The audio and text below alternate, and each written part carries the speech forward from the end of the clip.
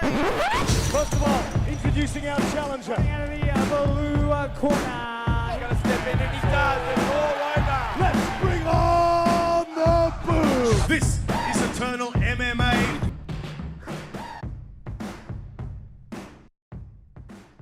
Mixed martial arts fans, welcome back. This is Eternal Insiders, and this may be one of the most exciting episodes we've had in recent memory because look who we got to our left here. He doesn't need an introduction, but I'm going to give it to you anyway. He's your former Eternal flyweight champion. He's our latest Aussie getting himself over to the UFC and absolutely tearing things up. It's the Astro boy himself, Stephen Erceg. Stephen, I can absolutely appreciate how busy this week's been for you, man, but how are the emotions now that you're back home in Perth, Western Australia, after an absolutely stellar debut performance at UFC 289, man? Yeah, no, I feel normal. Like nobody around me treats me any different, so back to normality completely. Back to normality completely now. It wasn't really a normal week for you, man, but in your post-fight press conference, you said you might have been limping out to some clubs later on for the night, maybe go out and celebrate a little bit after that kind of whirlwind week that you had. Did you get out a little bit? Did you get a little loose? How did you celebrate after that fight, man? Yeah, we went to a couple pubs and stuff. I expected to have a few more drinks, but leg was pretty sore. Got pretty tired, so just a few drinks with the coaches and all that sort of stuff, and then went back to the room and had a nap. I can appreciate that, man. Yeah, I can imagine the legs were pretty sore. But I mean, from both parties, right? Because both your legs do look pretty beat up. What's the sort of the scene like out there, though, getting out and around in Canada? Is it quite a bit different to sort of what it's like over here in Australia or Perth? Yeah, it's way different. Every pub we went to, you have to wait out the front. I expected at a club, wait in the line, but just going to a normal pub, wait out the front. They look for a table for you. It's even when there's nobody inside, they make you wait for some reason. So, I definitely prefer the scene over here. Let's put it that way. They're different cats over there, man, but it's always good to get yourself into something different outside of the norm, I suppose. So I'm glad you enjoyed it either way. But in terms of physically, man, just talking about the legs, how are they feeling now that you've sort of all the adrenaline's kind of dumped? You feel a little bit sore a few days removed, not even a week now. Yeah, it's a lot better now. I'm not limping anymore. It's still a little bit sore to touch and stuff, but the most worried I got was getting on the plane straight after. I was worried about DVT and all that sort of stuff. It swelled up to probably double the size it was before the flight, and so it had me a little bit on edge. But all good, and clearing up now. So, do they give you sort of any medical advice around that, sort of warn you against DVT and all that sort of thing? Or is that just sort of something you're naturally kind of cognizant of? Is anyone telling you to sort of be in your mind about that sort of thing? What sort of happens there? No, nobody told me about anything. I just prior knowledge of different things. I've heard it from fighters before and stuff like that. So I try to put I probably should have bought compression socks, but yes. I just put on my compression pants for jiu-jitsu and hope that'd be good enough. That's the same thing, right? It's similar, yeah? Definitely not. My feet and everything swelled up quite large. Oh, really? I almost couldn't put my shoes on, this type thing. So yeah, right. So definitely worth getting airport socks or plain socks, what are they called? I don't go anywhere without it, man. I'm not doing anything that you're sort of doing in terms of getting in the fight and getting your fist fights and getting kicked in the legs. But whenever I travel overseas or when I get to, I'm definitely chucking the compression socks on. So I can imagine that's something you definitely want to do. Now, be honest with me, brother. How many times you watched that fight back? I don't know, 15, 20. I've watched it a few times. Yeah. I like it. Yeah. Watching it back, I'm disappointed with some of the things I did. Obviously happy with the other things I did, but there's so many things to work on, get better at. Heaps. Of course. No, I know you're very analytical when it comes to those sort of things, man. So I know you and Coach Wilkes will definitely get back in the lab there and touch up a few things. I mean, as stellar as a performance it was anyway. But what was it sort of like when you watch that fight back? Obviously you're seeing yourself fight in the UFC for the first time, but you're also listening to a fresh set of commentators talking about you. DC, Paul Felder, all those guys, John Anik. When you're sort of watching that fight back and they're giving their analysis, both in a critical standpoint and, the positive feedback, was there anything that you sort of took from them based on what they were sort of saying and the research they'd done on you as a fighter? I was trying to, not really. I don't know. I took more away from just watching the fight and taking a technical view myself. Most of it wasn't too critical, I didn't think. And stuff that I thought, stuff that they said that was critical was I guess, looked pretty obvious. So I don't know. I didn't take too much away from the commentary, really.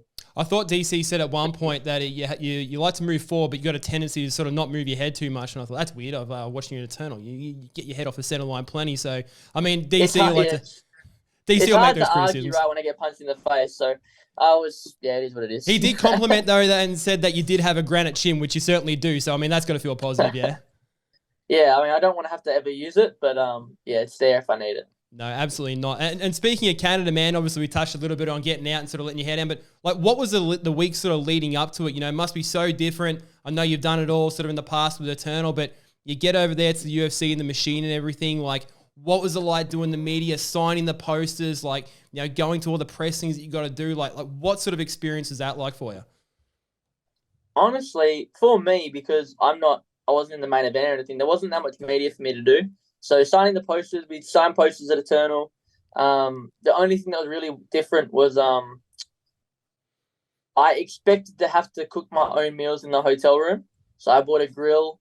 I cooked up an omelette for the first night I was there to make sure all the ingredients were right. And then all of a sudden I find out they supply all that sort of stuff for you anyway. Fancy. And I don't need to, I didn't need it. So I got to take it back and take advantage of their dietitians and all that sort of stuff. So that was the only thing that was really different for me. Most of it was a normal fight week. That must have been a very nice touch, man, basically getting waited on for your food and that sort of thing. So just get to, I mean, you're not relaxing or anything like that, but just one little less thing that you sort of got to think about there. That must have been nice. Yeah, and the food tasted really good too. So it that's the main probably thing. better than I could have done. Better than I can do, man. If I was over there looking after myself or here, I can't cook for shit. So I'm glad someone's got your back over there, man. That's a good thing. Now, talk us a little bit about through like sort of taking this fight. I know a lot of people know about how it sort of came about. Officially on record is 8 days notice. Give us a bit of insight for those that don't know. Finding out the Carpenter fight was off. Who let you know about the Dvorak fight, that's a possibility, and the timeline sort of surrounding all of that? Yeah, so my manager, Courtney, she called me and the conversation basically went, Carpenter's injured, but they have a new fight for you, David Dvorak, on June 10th. And so, like, originally I was sort of taken aback, like, it's not very long to prepare. I don't know who the guy is. So I'll look him up and come back to you. Found out he was obviously ranked number 10. And I got excited, called Dad, Dave, and they were excited too. So, yeah, took it straight away. Yeah, so no hesitation on your part. Apart from that first 20 seconds, no. Apart from the first 20, you'd be forgiven for the first 20 seconds, man. Yeah. I mean, I know what you're like. I mean, you want to test yourself against the best in the world, but you see a guy that's ranked in the top 15, like, should I think about this? Be like, hell no, we're going straight into this. We're doing it. And it paid off. Yeah, no, it did. That paid off very well. Couldn't have asked for a better opportunity.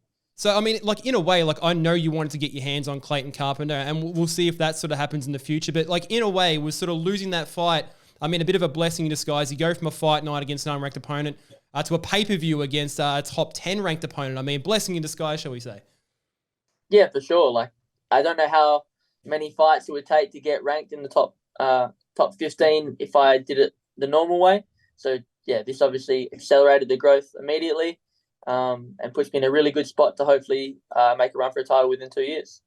No, it's accelerated the timeline a bit for you, I'm sure, and I do want to talk about that a little more towards the end of the conversation, but I just want to talk a little bit about David Dvorak. Like, when you sort of got in the cage with him and you sort of got to tangle with him, what was the level that you sort of felt from tangling with a guy like David compared to the guys that you've fought here? You fought some good guys in this country, of course, but like, how noticeable a level was it for you going in there and competing with a top 10 ranked guy in the UFC versus what you have faced before?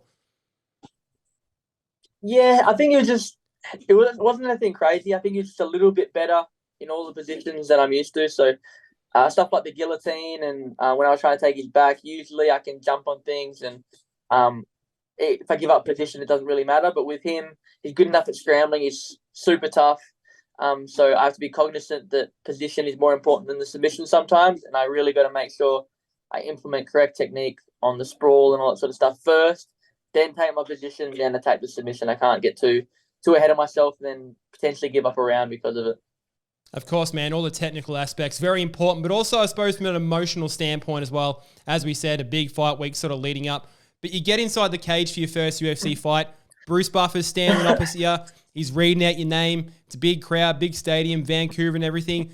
The opening exchanges, you get in there and you start tangling. Like, what's sort of in your mind at that kind of point? is it a big difference from you coming over from Australia and getting yourself in that situation? How are you feeling in that first sort of 60 seconds? Honestly, it's like any other fight. Like, you train so often, it just becomes muscle memory, and it feels like sparring almost. So everything fades away when the fight starts, and it's just like you and him, and he's just another guy. The only thing that really did get me, like Bruce Buffer was saying my name and stuff, didn't really bother me.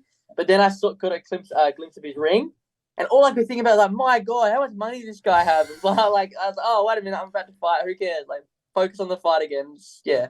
So that was the only thing that got me. That's so random, but I mean, like, I get what you're saying, because I've spoken to people about, in situations like that before, of like high stress and that sort of things, right? And you just remember these weird details. A bird you saw on this guy, a ring you saw on Bruce Buffer's finger. Like, it's almost probably a good thing though, right? Because you're not letting the moment consume you. Like, is it safe to say that maybe you didn't have like, as much maybe pre-fight jitters as maybe you thought you would? Yeah, definitely. I was much more calm than I expected to be. And I really do think that's mostly because of Eternal. They make the event feel like a big event. It's on Fight Pass. You do this poster signing, you do media beforehand. It really felt just like a slightly scaled up Eternal. That's all it felt like. No one does it better than Eternal MMA, and you're absolutely right. UFC Fight Pass, you've had a taste for it. They've bred you well here and prepared you for the big show, man, and we absolutely love to see it. And we're so proud of you for what you're sort of doing, coming from Eternal MMA and going over to the UFC, man. We knew it was been a long time coming, but to see it in practice, man, it's an absolute pleasure. Now, want to move to the second round. You landed that right hand. You got that kick to the back of the head. You dropped him. Submission attempt into the guillotine. Did you feel close to a finish in those kind of points? Like in your mind at that time, like what's sort of going through your head at that mind? Is it just muscle memory, or did you feel like maybe you were kind of like getting that finish in those moments? No, I definitely thought I got the finish. I was pretty annoyed at myself that I fell over after the head kick, because I really do think if I don't fall over, I get behind him in the turtle, start putting some ground and pound on it. There was just so much momentum there, though, behind the kick, man. I mean, you absolutely threw it. I've seen it a million times on highlights. Like, it looked good. Like, I think it added a bit more flair and a bit more drama to the kick. Like, gets a reaction from the crowd. Like, it looked cool, man, if anything. Oh, thank you. But, obviously, I feel like that cost me falling over. And then the guillotine, it was tight, but I didn't think I could put him untight. Like, he was gargling the whole time, and when he tried to escape, he'd stop breathing, so he goes back into the choke and just got enough breath to not go out. And I feel like I probably need to change my finishing mechanics on the guillotine, probably. Make it so I'm cutting off the blood rather than the air. Yeah, I'm not going to give you any advice around that, but I mean, first we need to work on is keeping our feet with those head kicks. Again, it looked tremendous, man. I'm going to watch it back a million times. That should be rule number one of, keep your feet. I should have learned that day one of martial arts, right? Yeah, keep on your feet, mate. What are you doing? Absolutely unbelievable. Amateur stuff. Yeah.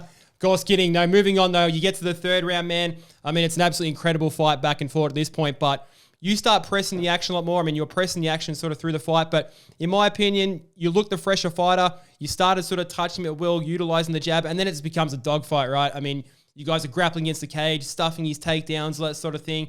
A couple more sort of submission attempts here and there. Like, how hard were you sort of having to dig into those sort of final rounds? Like in the final seconds and that sort of thing, counting down towards the end of the fight, did you have to sort of go to a place and really kind of dig deep, like sort of more than you ever have before, perhaps? Definitely had to dig deep. I was getting tired after some of those scrambles, but I could see that he was more tired than me, so that was like spurring me on, giving me more confidence. And honestly, when I fought Cody, that was the hardest fight I've ever had as far as cardio and stuff goes. So this was nothing compared to that. I was in a much better place than that. So I was, well and truly prepared. Shout out to Cody Haddon. That was an absolutely incredible fight. For anyone who hasn't seen that fight, and if you're an Australian fight fan and like Stephen Erceg, I absolutely encourage you to see that fight if you haven't already. If you haven't, shame on you, but get along and see that one. Absolutely stellar fight that one was. So, but I mean, like, at the end of that fight, man, how cognizant are you in that moment of like how that fight went? I'm sure you assumed it was close. Were you confident in that stage that you got the fight done? I mean, I think everyone, assumed that you did get the fight done. I think most people agreed that you definitely got those last two rounds. I mean, a judge gave you all 3 rounds, but what are you feeling in that moment? Are you thinking like, I'm absolutely getting my hand raised, or maybe it's who knows at this point? I was confident that if the judges did their job properly, I won 2 of the 3 rounds, but you never know, right? So yeah, I didn't want to leave it in the judge's hands. I did. I was hoping that they scored it the way I thought it should be scored. And I was confident going in the last round. It was probably 1-1 because that's what my coaches told me. So, that's Yeah. If I'm being honest, I got a little bit worried when Bruce read out that last judge and he said 30-27. Because when they start reading out 29-28, 29-28, I'm like, oh yeah, that's Stephen for sure. And then they read a 30-27. I'm thinking, man, what? Did someone score off Dvorak? Like, I don't know what sort of went through my head. And then we get the elation, of course, to get the win. You know, you celebrate in that moment. Like, absolutely happy days. Like, what was that feeling like, getting your name announced and, getting your post-fight interview and all that sort of thing? Like, what are the emotions like at that time? Yeah, a bit of a relief. I've seen plenty of people make their debut, or not their debut, but they take a short notice fight against somebody they're not supposed to beat, and they put on a great performance, but they ultimately lose, and then they sort of fall into like oblivion sort of thing. And I really don't want to be that guy. I want to be like, make the debut, really show everybody that I'm the guy, win this fight, and then you can't end there. Got to make sure the next fight's just as good and just as, like, more dominant and all that sort of stuff. So relief that I got the first one out of the way. Lots to work on, and on to the next. I mean, and just on that, man, I was thinking about this the other day. There's not too many people that have been in your situation that have come in, had that kind of performance, making a UFC debut against a top 10 ranked opponent, got the win, like you said, and then got yourself straight into the rankings. Like, it doesn't really happen that often. I mean, you think about one guy, Yuri Prohaska, like he came in and did that. But I mean, super established in his own right in Europe and all that sort of thing. A champion outside of the UFC, 20 plus odd pro fights and that sort of thing. And then you get other guys that came in, like you said, make their debut, come against a top ranked opponent, probably a guy they shouldn't be in there with, like a Chris Matinho against a Sean O'Malley, for example, things like that. And they just sort of fade into oblivion. I don't think there was ever any danger of that ever happening to you, because even if this didn't go your way, I mean, you've taken a fight on 8 days' notice, right? So you got to maybe feel a party is like, this is a gimme. But I mean, is there any part of your mind in this situation, right? Getting this fight on 8 days' notice, do you go to a place in your mind where you think, well, man, if this doesn't go my way, I've taken on 8 days' notice, we'll just go back to the drawing board? Or are you thinking like, I'm going in there and getting this win, this has got to be absolutely done no matter what? This isn't just a gimme fight. Yeah, definitely the second one. Just because 8 days doesn't mean, like, a loss is a loss at the end of the day, whether it's on 8 days, 20 days, a year, like, who cares? Like, people don't remember the circumstance, they remember the wins and losses. So winning was very important. 100%, man. 100% agree. No, you did such a great job, man. And I mean, what an absolute way for the country to celebrate, getting another Australian over there and doing it in the fashion you did. You've done it pretty much like no Australians have ever done before. It's incredible. One of the best things that came out of that, $50K fight bonus, man. Tell me about finding out about the $50K fight bonus.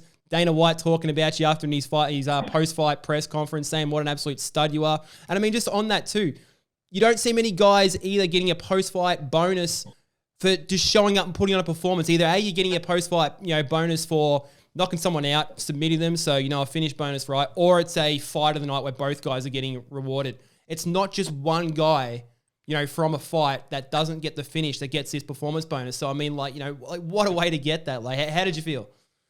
Yeah, I was definitely shocked. I thought because it was 8 days, if I got a finish, there was a good chance they'd give it to me. But when I didn't get the finish, there was basically no hope. I honestly think it, because of all the visa problems, probably they'll throw me a bit of a bone. Doing them a favour as well, coming out on 8 days notice. So I tried to make the fight as exciting as possible. I tried to go for a finish. So I think they were just happy and threw me a bone. No, I mean, just on that, I don't want to harp too much on it, but you hear Dana at his like post-fight press conferences, he'll award these post-fight bonuses, right? And then he'll say, look, we're not giving a post-fight performance to X fighter, but he did this, he went through this, we're going to take care of him. He always says that we're going to take care of him. It's not a post-fight performance. So maybe he's not giving him 50K, but he's giving you 50K. So, I mean, what a way for you to sort of cap that performance and 50K to come home with. And it just sort of made me think, I don't know if you recall this, but one of the first times that we spoke, going back to your win at, was it Eternal 62 after you fought Paul Loga, got the win there. Did a bit of an article piece on you and getting that win, first round rear naked choke, I believe it was. And you're in your car, away on a bit of a camping trip, getting away. Yeah. And we're talking about getting that $1,000 post-fight performance. Yes. And what that was like, getting in your back pocket, a bit of extra cheddar there for you to go away and celebrate with. And now we're going home with 50K, man. American dollars, mind you. So do the math on that one. Like what a stark contrast, man. Like it's got to be life-changing at this point, right? Yeah, for sure. It's hard to put into words, but it a lot of years sacrificing. I could have had a 9-to-5 job, earning $60K or whatever a year. Instead, I'm earning whatever I'm earning, spending all my time fighting. And yeah, so it's definitely not that you do it for the money, but it definitely makes it feel a little bit more worth it when you get something like that happen. No, 100%, man. You don't strike me as an absolute money man, but I encourage you, go out there and be irresponsible with it. Go out there and spend it on something nice for yourself. I mean, I know you're going to be back in the gym and probably no time to sort of spend it anyway, but enjoy that money, man, because you've well and truly earned it. But just on, everything that you have earned, one thing we have talked about in the past is Coach Wilkes, and what he means to you and your team, your family, and everyone you share that with. What was that experience like for you, being able to go through what you've gone through with Coach Wilkes, fighting for Eternal in Australia, and now going over to the UFC and having this performance, having him in your corner? What has that meant to you, and what has this been like, for you guys in terms of this last couple of weeks, sharing it as a team? Yeah, obviously, I wouldn't be here without Dad and Mr. Wilkes, so I was just happy that I could give them an experience as well, right? So obviously it's a great experience for me, but they get to go over the same and experience the whole UFC atmosphere. They get to be at the cage, watch the event, all that sort of stuff. So it means a lot to me that I can give them that experience, and hopefully I can give them many, many more experiences in the future. 100%, man. It looks like an absolutely fantastic dynamic. It was really cool not only seeing yourself over in the UFC, but getting to take those guys over, seeing Dave Wilkes in your corner and everything. As you said, shout out to your dad and your family as well. I know what it means to you to be able to share those experiences with him. So very, very cool, and can absolutely appreciate that for you, man. I've got one last thing for you before you want to head off and do this all again tomorrow with everyone else you've got to do it with. We look ahead to UFC 293. I know you said in your post-fight press conference that you'd like to be on that card. You've had the experience of getting your debut in the UFC over in the States, but you want to come back here. You want to get another opponent. You want to do it in front of your home crowd in Australia. Not Perth, but it's in Sydney, but we're still Australia. Yeah. And I had in my head that I was going to present to you today the perfect opponent. I didn't watch any of the things that you've done leading up to this. I know that you jumped on Submission Radio prior to this, and I wanted to avoid that. But I did see an Instagram post today that you said you'd like to fight Matt Schnell. I was going to suggest Matt Schnell. I was going to take all the credit for that one there myself, but I thought he was the perfect opponent. Obviously, you feel like he's the perfect opponent. Tell me in your words why Matt Schnell at UFC 293 if we get that fight. So he was supposed to fight Dvorak anyway, so I think timeline stuff would have worked out pretty well. And he took my walkout song a few fights ago, so we can't have that. It's my walkout song. Everybody's gonna know it as mine, so we're gonna have to fight for it, I think. You talk about the walkout song you normally use for Eternal and everything, when you went out, same thing. I did not notice this detail. Okay, well, this just got more interesting. We absolutely have to get this fight. Some bad blood. There's bad blood now. There's bad blood. It's all about the theme music. So if anyone's watching our little podcast here that makes these matches, we've got some, we know we like the drama and everything. I mean, there's layers there, right? Like you said, he was supposed to fight Dvorak. He's in the rankings. He's just ahead of you. He's sort of had a bit of a win-loss sort of record. I mean, it makes total sense. And I think from the injury that he came out with Dvorak, he did say at some point in a news article that he was looking at potentially still doing that fight. So the injury itself can't be that bad that he couldn't turn it around in time. So I would absolutely love to see Stephen Astro Boy Erceg versus Matt Schnell at UFC 293 in September. That'd be absolutely incredible, man. So let's start campaigning for that. Let's get that Matt Schnell fight, yeah. Perfect. Can't wait. I'm going to post it everywhere. Tag him on Twitter. Let's go. Let's go, man. And just on that too, I know you're not a big social media guy, but I mean, your phone's been going off. I've been watching the Instagram followers go up, right? I think we're sitting around 1,200 and now we're over about 5.5K. Yeah, something like that. Something like that. You don't know, do you? It's just overwhelming. It's overwhelming. All the messages and stuff. It's hard. I'm trying to get back to everybody, but it's almost impossible. Yeah, just annoying guys like trying to get you on their podcast and everything. Man, I totally understand it. I absolutely thank you for being here. Always time for you. Don't worry about it. I certainly appreciate that, man. I absolutely appreciate it. So, we'd love to have you on here at any time. You'll always be an eternal guy at heart. It's an eternal show. You're a former flyweight champ, and we're absolutely with you every step of the way. It's been absolutely incredible seeing your rise, man. Can't speak highly enough. I'm absolutely thrilled for everything that's coming your way. Huge, stellar performance, UFC 289 in debut, getting a 50-grand bonus, and just everything that comes along with it. I mean, what a story. You become an absolute hit, a sensation, not just here, but, internationally and everything just sort of overnight, from a quite humble guy from Perth, Western Australia to the big stage and a pay-per-view. Just absolutely incredible, man. I'm sure you're absolutely feeling that wave too. So I'll let you get some rest now, man. I know it's a lot more for you to come in the next couple of days. But looking forward to seeing what comes next for you, man. Hopefully it's that fight with Matt Schnell at UFC 293. And if it isn't, hopefully it's at just UFC 293 for Australia, because we'd absolutely love to see you on that card, man. So thank you very much, man, for being here. Always a pleasure, and looking forward to having you back. Cool. Appreciate it. Thanks for having me.